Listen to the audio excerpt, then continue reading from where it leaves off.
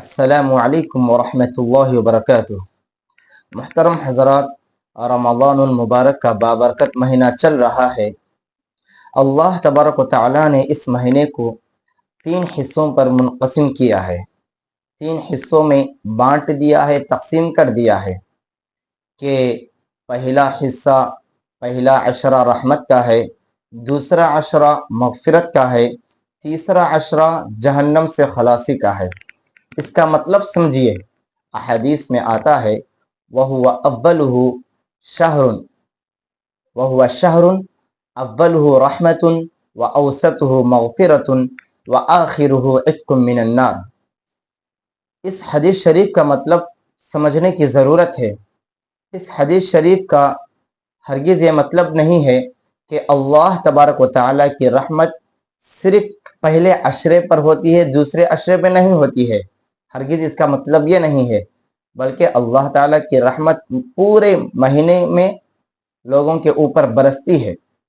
اور وَأَوْسَطُهُ مَغْفِرَةٌ، اس کا مطلب کیا ہے کہ صرف دوسرے عشرے میں لوگوں کی مغفرت ہوتی ہے، پہلے عشرے میں، تیسرے عشرے میں لوگوں کی مغفرت نہیں ہوتی ہے۔ یہ اس طرح نہیں ہے، بلکہ مکمل مہینے میں اللہ تعالیٰ بے بہا لوگوں کی مغفرت کرتے ہیں۔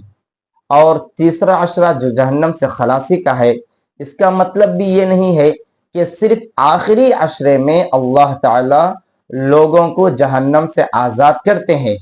اس کا مطلب یہ نہیں ہے، بلکہ پورے مہینے میں اللہ تعالیٰ لوگوں کو جہنم سے آزاد کرتے ہیں۔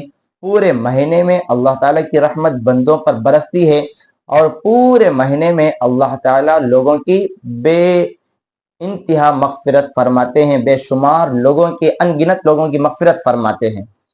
اور اگر ہم اور عموم کی طرف جائیں تو ہم کو معلوم ہوگا کہ پورا مہینہ، پورا سال اللہ تعالیٰ کی رحمت لوگوں کے اوپر برستی ہے، اور پورا سال اللہ تعالیٰ لوگوں کی مغفرت کرتے ہیں۔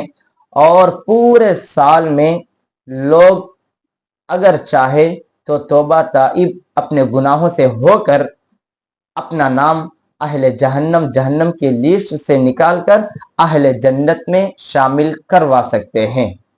اس کا یہ مطلب ہے۔ اس لیے پہلا عشرہ ختم ہو چکا ہے، دوسرا عشرہ چل رہا ہے۔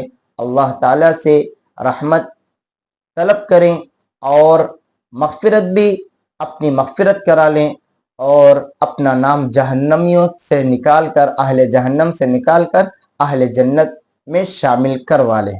السلام علیکم ورحمۃ اللہ وبرکاتہ۔